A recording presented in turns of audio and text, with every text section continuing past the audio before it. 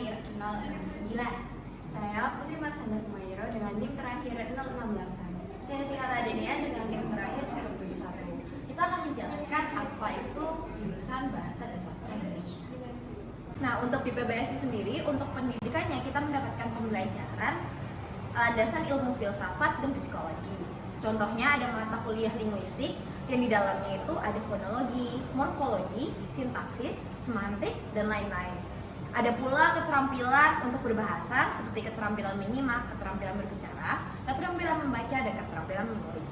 Untuk sastranya sendiri, kita mendapatkan pembelajaran teori sastra dan sejarah sastra yang ada di Indonesia. Nah, karena sekarang kita udah ada di kurikulum Merdeka, walaupun kita ada di jurusan Bahasa dan Sastra Indonesia, kita tetap bisa mendapatkan mata kuliah lain yang ada di jurusan lain yang kita minati. Selanjutnya, kita akan membahas perbedaan dari PBSI, PBI, dan Sastra Indonesia. Kalau kalian ambil sastra, kalian akan mendapatkan lebih berfokus pada ilmu-ilmu sastranya. Sedangkan untuk pendidikan, kalian akan mendapatkan ilmu-ilmu yang ada di bahasa Indonesianya saja. Nah, kalau PBSI itu kalian akan mendapatkan semua materi dari sastra dan juga pendidikannya. Untuk perbedaannya juga ada pada gelar.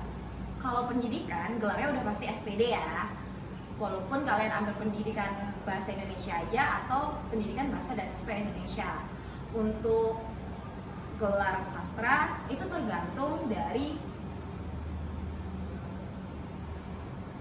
fakultas apa. Misalnya prodinya di bawah fakultas bahasa dan sastra, maka gelarnya akan jadi SS. Dan kalau produknya berada di bawah naungan fakultas ilmu budaya akan jadi Eskom.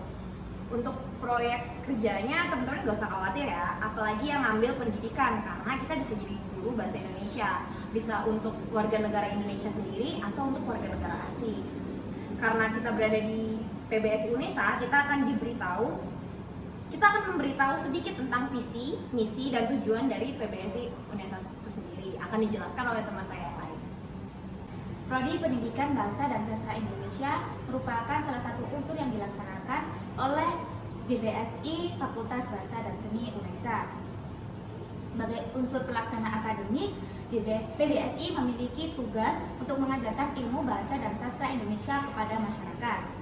Oleh karena itu, PBSI mempunyai visi, misi, dan tujuannya tersendiri.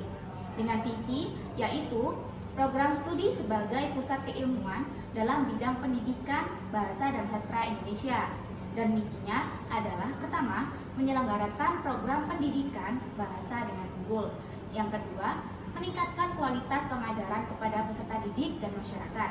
Dan yang ketiga, mengembangkan PBSI sebagai pusat keilmuan. Yang keempat, meningkatkan relasi akademik dan meningkatkan sarana dan prasarana.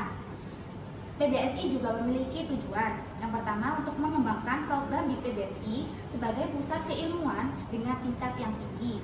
Yang kedua, meningkatkan kualitas ajar dengan baik. Dan yang ketiga, mengembangkan tingkat relasi akademik dengan baik. Dan masih banyak tujuan yang dimiliki oleh PBSI. Selanjutnya akan dijelaskan oleh teman saya. Halo teman-teman semuanya, jadi kali ini aku bakal sharing nih gimana aku selama berkuliah di jurusan Bahasa dan Sastra Indonesia. Nah, teman-teman pasti bingung nih bedanya prodi pendidikan bahasa Indonesia dan sastra Indonesia. Keduanya mungkin hampir mirip, tapi beda ya teman-teman. Dan prospek kerja dari dua prodi tersebut juga berbeda. Sebelum mulai pembahasan, di sini aku mau memberitahu sedikit nih apa bedanya prodi pendidikan bahasa dan sastra Indonesia dan juga prodi sastra Indonesia.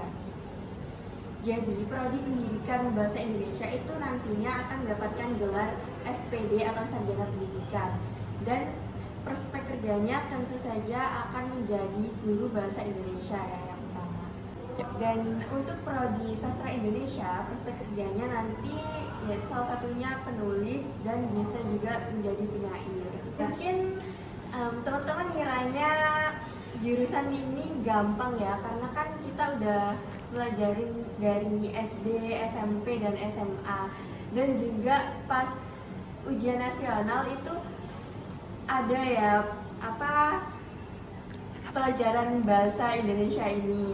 Tapi ternyata setelah masuk ke jurusan ini saat kuliah, ternyata tidak semudah waktu kita pelajarin sebelumnya di SD, SMP, dan SMA. Karena mungkin dulunya kita ngiranya cuman belajarin tentang dongeng, unsur intrinsik dan ekstrinsik, tapi ternyata tidak semudah itu ya teman-teman, karena di dalam jurusan ini ada mata kuliah linguistik, fonologi, dan lain sebagainya yang belum kita pelajari di SD, SMP, dan SMA. Dan kesan pertama kali melajarin mata kuliah di perkuliahan ini tentu saja terkejut ya, karena kan kita sebelumnya belum pernah sama sekali pelajarin yang diajarkan di mata kuliah ini. Jadi tentunya teman-teman nggak boleh ya menggampangkan jurusan yang akan kita pilih saat kuliah, karena kita tidak tahu apa saja tingkat kesulitan yang ada pada setiap mata kuliah di jurusan itu. Sekian dari kami, mohon maaf apabila ada kesalahan dan kekurangan. Semoga informasi yang kami berikan dapat membantu. Terima kasih.